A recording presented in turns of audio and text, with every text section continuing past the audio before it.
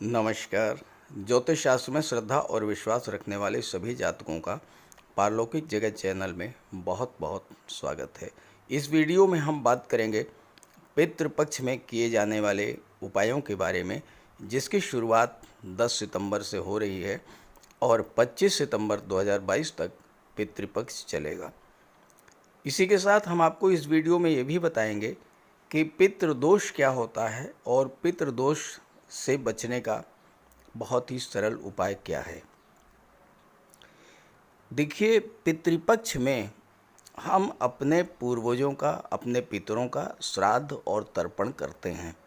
शास्त्रों में मान्यता है कि इस पितृपक्ष में हमारे पूर्वज, हमारे पितर पितृलोक से मनुष्य लोक में आते हैं। जब यहाँ वो आते हैं तो अपने पुत्रों से, पौत्रों से, वंशजों से कुछ एक्सपेक्ट करते हैं। वो चाहते हैं कि आप उनके लिए कुछ करें। और आप देखते भी होंगे कि इस पितृपक्ष के दौरान बहुत से लोग गया जाकर, हरिद्वार जाकर अपने पितरों का तर्पण भी करते हैं।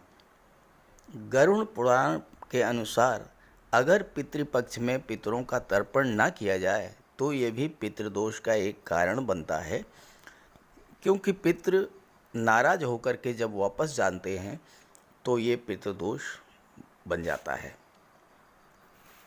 आप यकीन करें या ना करें, हमारे पितृ सपनों के माध्यम से अपने आने की सूचना हमें देते हैं। अक्सर आपने देखा होगा कि पितृपक्ष से 2-4 दिन पहले हमें अपने सपनों में अपने मृत पूर्वज, माता पिता, मामा नाना, चाचा चाची, दादा दादी, ये सब दिखाई देते हैं। और अगर आपको भी सपनों में अपने पितरों के दर्शन हुए हों तो कमेंट करके ज़रूर बताइएगा। पितृपक्ष से जुड़ी हुई एक गंभीर समस्या हमारे जीवन में अक्सर देखी जाती है और वो है पितृदोष। तो आइए इस पर चर्चा करते हैं। पितृपक्ष से जुड़ी हुई एक गंभीर समस्या हमारे जीवन में अक्सर देखी जाती है और वो है पितृदोष। अगर किसी व्यक्ति की मृत्यु के बाद अंतिम संस्कार विधि विधान से ना किया जाए या फिर किसी व्यक्ति की अकाल मृत्यु हुई हो तो उस व्यक्ति से जुड़े परिवार को पितृदोष का सामना करना पड़ता है। ये पितृदोष एक पीढ़ी नहीं बल्कि पीढ़ी दर पीढ़ी झेलना पड़ता है, जब तक कि पितृदोष को शांत करने का उपाय ना किया जाए। अब आप कैसे पहचानेंगे कि पितृदोष से पीड़ित हैं आप? तो देखिए, संतान प्राप्ति के मार्ग में अगर बाधाएं आ रही हैं, संतान नहीं हो पा रही है, बार बार प्रयास करते हैं लेकिन असफलता मिलती है, या अगर संतान हो भी जाती है तो वो बीमार, रोगी या मंदबुद्धि हो, तो पितृदोष का ये प्रभाव हुआ।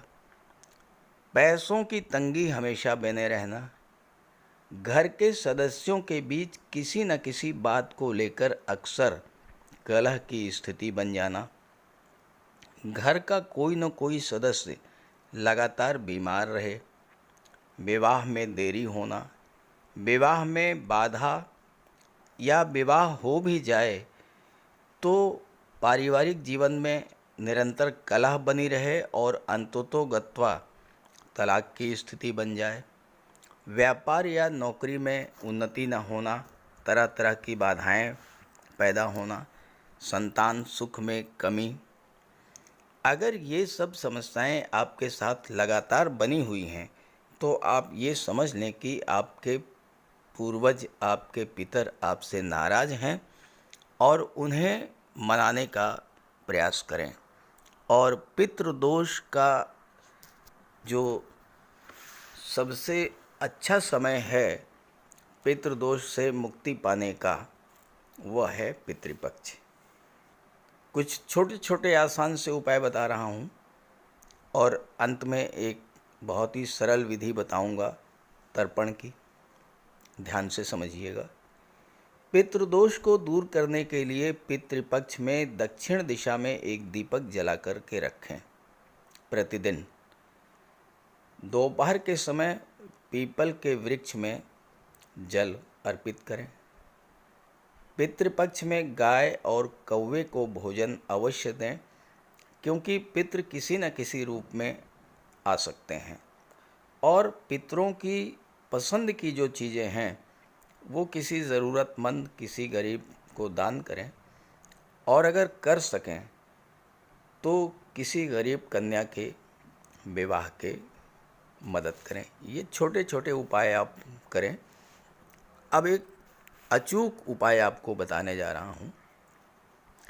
आज के इस भागदौड़ भरे जीवन में ना तो इतनी जानकारी है और ना ही इतना समय है कि आप बहुत महंगे धार्मिक कर्मकांड कर सकें या गया, हरिद्वार या त्र्यंबकेश्वर जैसे दूरस्थ स्थानों की यात्रा करके अपने पितरों का श्राद्ध कर सकें, पिंडदान कर सकें।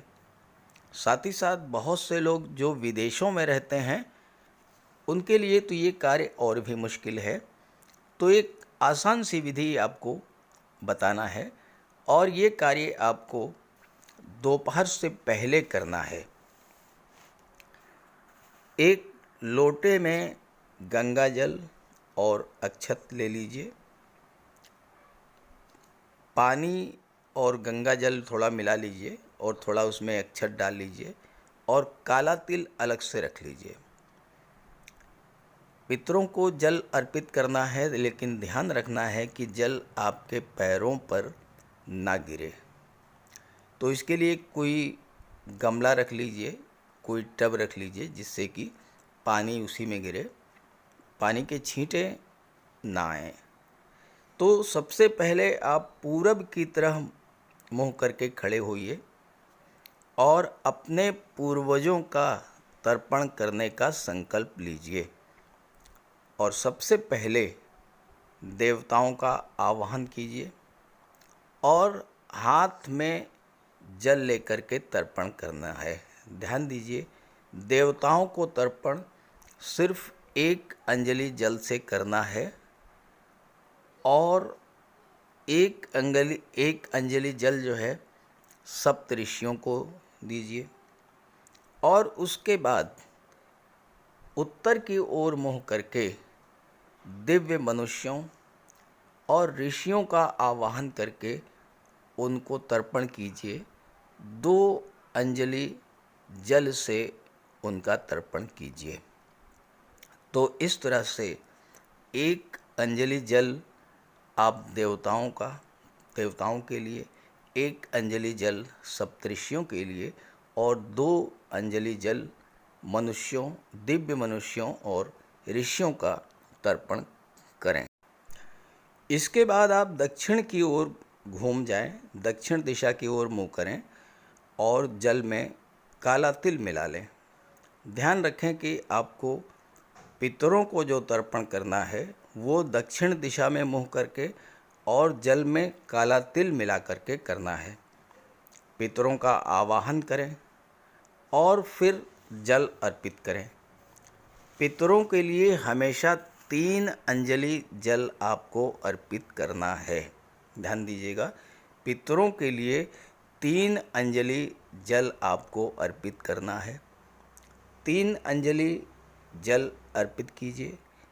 साथ ही साथ प्रार्थना कीजिए कि आप तिल मिश्रित इस जल के तर्पण को स्वीकार करें और मुझे और मेरे परिवार को आशीर्वाद दें। ये जो तर्पण पितरों का किया जाता है, ये तर्पण घर के मुखिया को करना है। अगर आप पितृपक्ष में ये छोटे छोटे उपाय जो मैंने पहले बताए हैं वो करेंगे और प्रतिदिन केवल 5 मिनट का समय निकाल करके और पितरों का तर्पण करेंगे 8 बजे के बाद और 11 बजे के बीच में, जब भी आपको समय मिले, तो अगर आप ये कार्य करेंगे तो निश्चित रूप से आपके पूर्वज, आपके पितर आपसे प्रसन्न होंगे। आप पर जो पितृदोष का दुष्प्रभाव पड़ रहा था वह दूर होगा। पितृदोष के प्रभाव से आपके जीवन में जो समस्याएं होंगी वो दूर होंगी आपके पितर आपसे प्रसन्न होंगे, आपको आशीर्वाद देंगे और आपके जीवन में सुख समृद्धि आएगी। तो ऐसा कीजिए और अपने साथियों और मित्रों को भी ये वीडियो शेयर कीजिए। नमस्कार।